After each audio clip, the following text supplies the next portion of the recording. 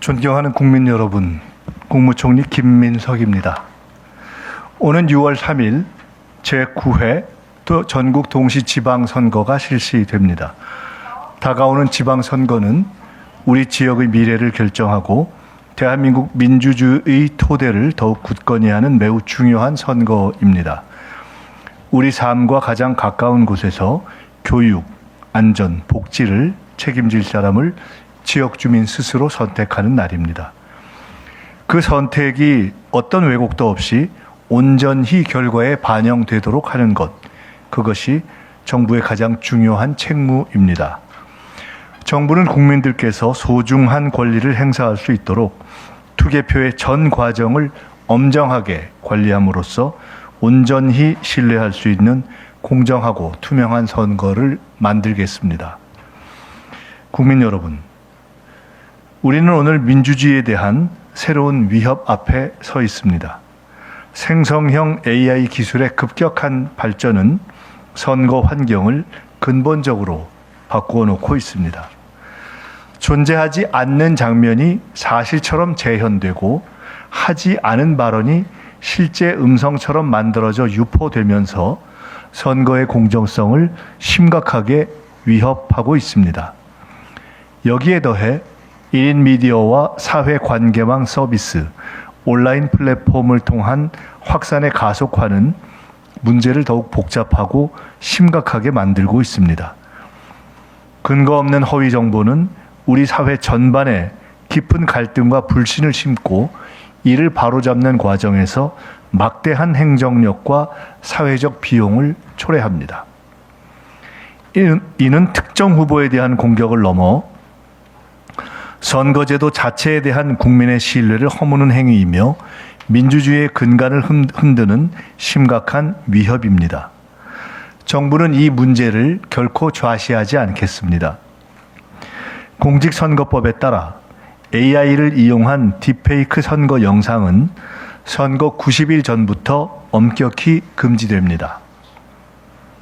정부는 이번 선거 기간 동안 AI를 악용한 가짜 뉴스에 대해서는 일벌 100개 차원에서 법이 허용하는 최대한으로 엄중히 처벌하겠습니다.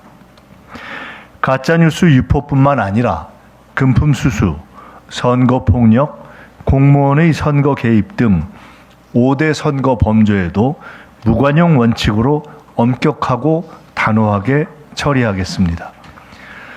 선거범죄는 6개월의 단기 공소시효가 적용되는 만큼 신속하고 빈틈없이 처리하여 적발된 범죄에 대해서는 반드시 그에 상응하는 책임을 부과할 것입니다. 각 정당과 후보자 여러분께도 당부드립니다. 선거는 경쟁이지만 그 경쟁은 정정당당해야 합니다. 허위 정보와 흑색 선전에 기대는 선거운동은 유권자에 대한 기만이자 민주주의 자체를 훼손하는 행위임을 명심해 주시기 바랍니다. 존경하는 국민 여러분, 깨끗한 선거는 정부의 노력만으로 완성되지 않습니다. 출처가 불분명하거나 내용이 의심되는 정보를 접하실 때에는 그것이 사실인지 한 번 더 확인해 주시기 바랍니다. 그리고 반드시 소중한 한 표를 행사해 주십시오. 여러분의 한 표가 지역의 삶을 바꾸고 대한민국의 내일을 만듭니다. 공정하고 깨끗한 선거, 국민이 믿을 수 있는 선거를 국민 여러분께 약속드리겠습니다. 감사합니다. 관련해서 법무부 장관님과 행안부 장관님께서 혹시 여러분의 관련한 질문이 있으시면 말씀을 드리도록 하겠습니다. 감사합니다.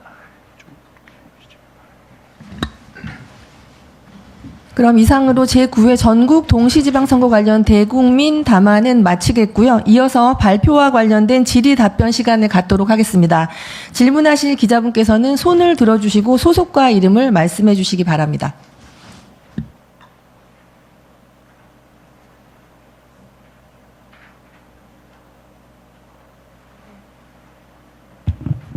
예, 저 조선일보 민효PD입니다. 지금 총리님께서 가짜뉴스, AI로 생성한 가짜뉴스의 위험성을 좀 강조하셨는데 어떤 특정한 가짜뉴스가 좀 계기가 된 것이 있는지 좀 궁금합니다. 네, 특정한 뭐 계기가 있는 것은 아니고요. 지금 딥페이크를 이용한 이 선거 운동이나 이 그 허위 사실 유포 뭐 이런 것들이 과거 선거에서도 많이 등장을 했는데 이번에는 뭐 과거 선거보다도 훨씬 이 허위 사실 유포라든가 선거법 위반 사안들이 뭐 정확한 제가 숫자는 바로 불러드릴 수는 없습니다만 이 한 4배 50% 정도 이렇게 늘고 있습니다. 아마도 이번 선거가 여러 개의 선거가 이제 동시에 치러지고 있고요.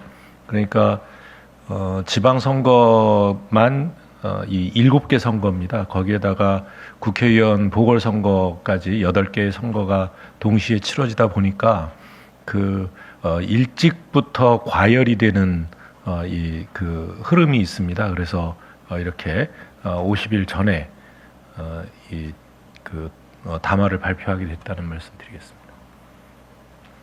예, 뭐 덧붙이면은 여야 제 정당이 지금 다 경선 절차를 밟고 있습니다. 과거보다 더 당원들에 대한 경선이 치열해지고 있기 때문에 최근에도 입건된 AI를 이용한 딥페이크 관련해 갖고 입건된 사례가 여러 건 있고요. 또 지난해 4년 전에 지방선거 대비해 갖고 흑색 선전이 한 50% 정도 더 늘었습니다. 그래서 또 이와 관련해서는 우리 행안부 장관께서 관할하는 국가수가 또 프로그램을 만들어 갖고 바로 확인할 수 있는 그런 시스템을 가졌습니다. 이게 확인되는 순간 저희 선관위, 경찰, 검찰이 즉각 조치하고 방미통에 연락을 해 갖고 또 삭제할 수 있는 그런 구조를 만들어 가고 있습니다. 네. 또 질문 있으실까요? 네, 이기림 기자님. 안녕하세요. 뉴스원 이기림입니다. 지금 뭐 일벌백계 차원에서 법이 허용하는 최대한으로 엄중히 처벌한다라고 이제 말씀하셨는데, 그러면 이제 이게 공직선거법 말고도 어떤 다른 법이 또 허용되는지 궁금하고, 그런 법마다 어떤 허용하는 최대한의 범위가 어느 정도인지 알려주시면 감사하겠습니다. 네, 기본적으로 공직선거법의 허위사실 공표에 대부분 해당할 것으로 보고 있고요. 그게 또 별개로 허위사실 공표한 별개로 특정 계열에 대한 명예훼손이 된다고 하면은 또 관련 법에 의해서 또 처벌받도록 하게 저희 조치를 하겠습니다. 네.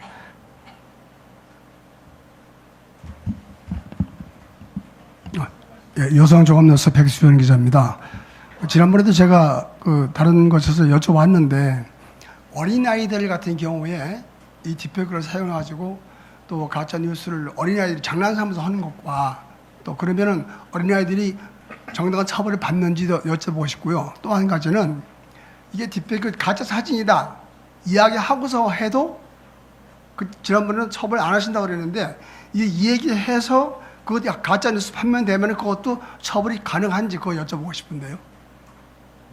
네, 일단 어린아이 관련해서는 여러분 잘 아시는 것처럼 13세 이하의 어린이들은 축법소년이라고 형사처분을 할 수 없습니다. 그렇기 때문에 그런 일반적인 형사 절차 규정에 의해서 아이들 초등학교 같은 건 되게 축법소년이기 때문에 저희 처벌은 어렵고, 다만 오늘 관계장관 합동회의에 교육부 장관도 오셨습니다. 그래서 우리 아이들에게 그런 선거법 관련돼 갖고 각 학교에서 교육도 시키고 위반하지 않게 하기로 하는 것을 그런 방향의 논의도 있었습니다. 네.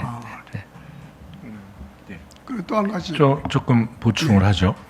예, 담화문 내용이 나와 있습니다만 3월 5일부터, 그러니까 선거일 전 90일부터 이 딥페이크나 AI로 생성한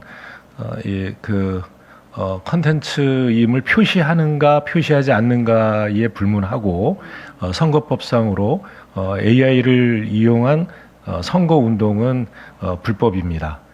예, 그리고 더군다나 그 내용에 대해서 허위 사실이 있을 경우에는 허위 사실 유포죄로 동시에 처벌이 가능하다는 점 말씀드립니다.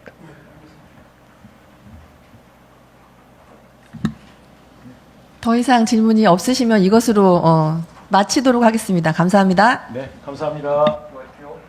수고하셨습니다.